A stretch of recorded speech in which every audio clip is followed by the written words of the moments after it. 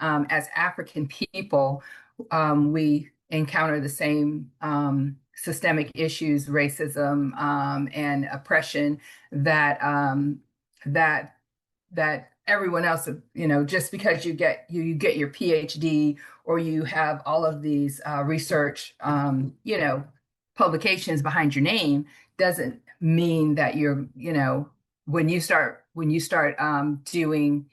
um, research or creating solutions for our people, you're going to, you're going to hit oppression and resistance as well. So as we are learning AP biology really goes into they've really shifted it over the last few years. But there's bioengineering and biogenetics, and there's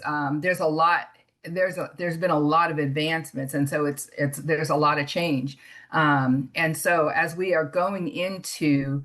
AP biology and helping to prepare our scholars to pass the AP exam, we are also doing a side-by-side comparison of our science, because our science is not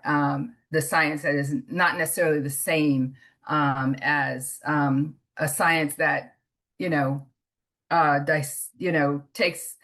um, I can say in my training, I've seen a lot, and we see how they use HeLa cells. They use Henrietta Lacks cells in almost all research, and all the advances that have happened have come from Henrietta Lacks cells. And